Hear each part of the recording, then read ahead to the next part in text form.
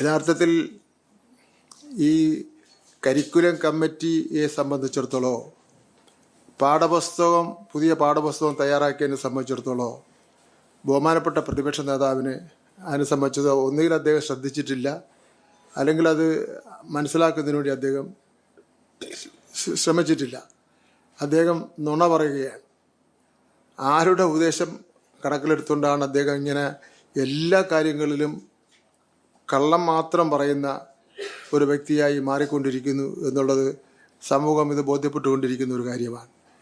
ഈ 1 മുതൽ 10 വരെയുള്ള പാഠപുസ്തകത്തിൻ്റെ പരിഷ്കരണം എന്ന് വെച്ചാൽ 10 വർഷത്തിന് ശേഷം ആദ്യമായിട്ടാണ്. അപ്പം അത് ആദ്യം കുട്ടികളുടെ അഭിപ്രായം കേട്ടു. ഇതെല്ലാം ലോകം മുഴുവൻ അറിഞ്ഞ കാര്യങ്ങളാണ്. ലോകത്തിൻ്റെ പല കോണുകളിൽ നിന്നും കോംപ്ലിമെൻറ്റ്സ് വന്നിട്ടുള്ളതാണ്. ആദ്യം കുട്ടികളുടെ അഭിപ്രായം കേട്ടു. അങ്ങനെ ഒരു കാര്യമേ നടന്നിട്ടില്ല. തദ്ദേശ സ്വയംഭരണ സ്ഥാപനങ്ങളുടെ ഭാരവാഹികളുടെ അഭിപ്രായം കേട്ടു.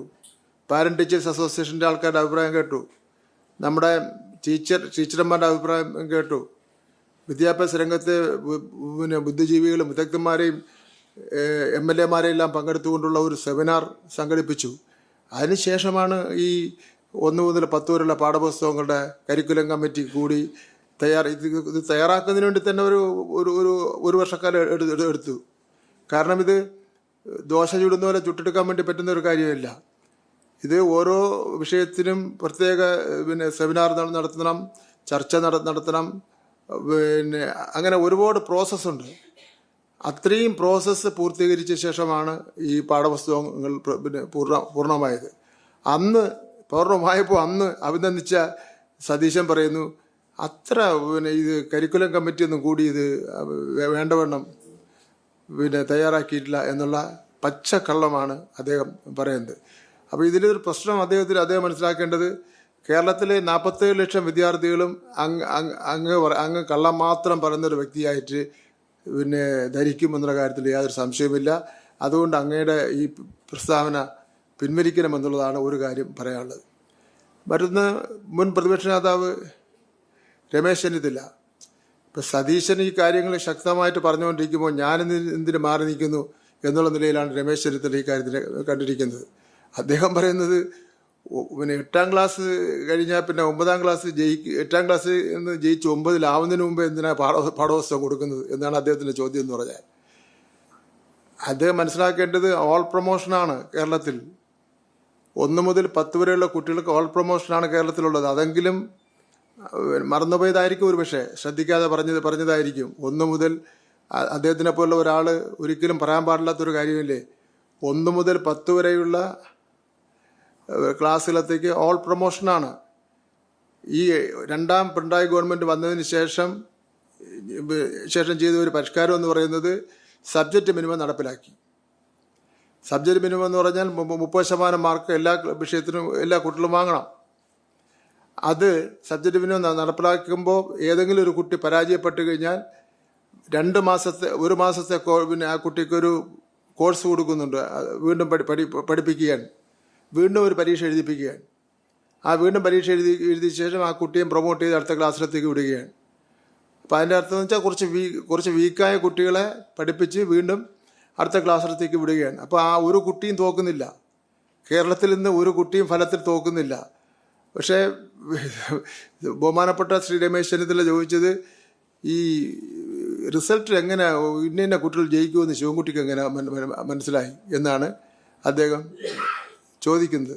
അത് രമേശ് ചെന്നിത്തലയെ പോലുള്ള ഒരു പ്രമുഖ വ്യക്തി ഈ മണ്ടത്തരം ചോദിക്കാൻ വേണ്ടി പാടില്ലായിരുന്നു എന്നുള്ള അഭിപ്രായം എനിക്ക് അക്കാര്യത്തിൽ തന്നെ ഉണ്ട്. അതുപോലെ തന്നെ തുഗ്ലക്ക് പരിഷ്കാരം എന്ന് പറഞ്ഞാൽ എന്താ ഈ തുഗ്ലക്കിൻ്റെ പരിഷ്കാരം എന്ന് അദ്ദേഹത്തിന് നല്ലവണ്ണം അറിയാമല്ലോ. ഏതാണ് തുഗ്ലക്ക് പരിഷ്കാരം എന്ന് പറയണ്ടേ? അത് ഇനിയിപ്പോൾ UDFൻ്റെ കാലഘട്ടത്തിൽ 2016 മുമ്പ് ഇരുന്ന അദ്ദേഹം കൂടി അംഗമായിട്ടുള്ള മന്ത്രിസഭയിലെ വിദ്യാഭ്യാസ മന്ത്രി ചെയ്തതാണോ തുഗ്ലക്ക് പരിഷ്കാരം എന്ന് പറയണ്ടേ? അന്നത്തെ എന്താ സ്ഥിതി? അന്ന് പാഠപുസ്തകം ഫോട്ടോസ്റ്റാറ്റാ, പരീക്ഷ നടക്കുന്നില്ല. ഇന്നിപ്പോൾ പരീക്ഷ കൃത്യമായിട്ട് നടക്കുന്നു. കൃത്യസമയത്ത് SLC പരീക്ഷ റിസൾട്ട് വരുന്ന ഡേറ്റ് ഇപ്പോഴേ പ്രഖ്യാപിച്ചിട്ടുണ്ട്. ഞാൻ ഇപ്പോൾ പെട്ടെന്ന് ഓർമ്മിക്കുന്നില്ല. ഇപ്പോഴേ SLC ഹയർ സെക്കൻഡറിയുടെ റിസൾട്ടിൻ്റെ ഡേറ്റ് ഇപ്പോഴേ പ്രഖ്യാപിച്ചിട്ടുണ്ട്. പരീക്ഷ നടക്കുന്നു, റിസൾട്ട് സമയത്ത് പ്രഖ്യാപിക്കുന്നു. പിന്നെ മറ്റ്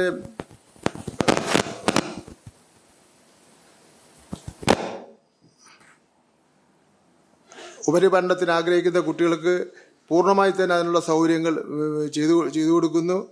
സ്കൂളുകൾ കൃത്യമായിട്ട് നടക്കുന്നു. ടീച്ചർമാർക്ക് പ്രത്യേകം ഒരാഴ്ചക്കാലം നീണ്ടു നിൽക്കുന്ന ക്ലാസ് കൊടുക്കുന്നു പുതിയ പാഠപുസ്തകത്തിൻ്റെ അടിസ്ഥാനത്തിൽ.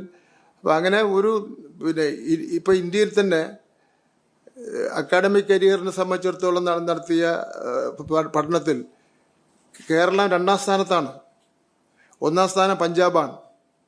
അപ്പം അങ്ങനെ ഒരു മുന്നേറ്റം ഈ കഴിഞ്ഞ ആഴ്ച വരെ വിദ്യാഭ്യാസ വകുപ്പിനെ സംബന്ധിച്ചിടത്തോളം ഏറ്റവും നന്നായി.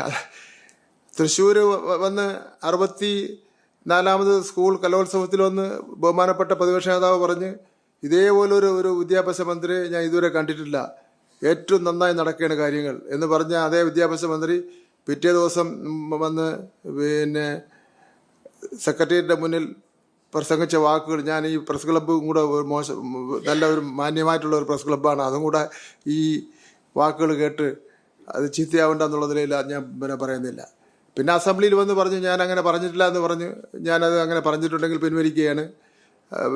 ഞാൻ പിൻവലിക്കില്ല. ഞാൻ പിൻവലിക്കണമെങ്കിൽ സോണിയാഗാന്ധി മാഡത്തിനെ പറ്റി ഈ സ്വർണ്ണ കേസുമായി ബന്ധപ്പെട്ട് ചോദ്യം ചെയ്യണമെന്ന് പറഞ്ഞ വാക്ക് പിൻവലിക്കണമെന്ന് പറഞ്ഞ് എങ്കിൽ ഞാനും പിൻവലിക്കാം എന്നൊക്കെ പറഞ്ഞു.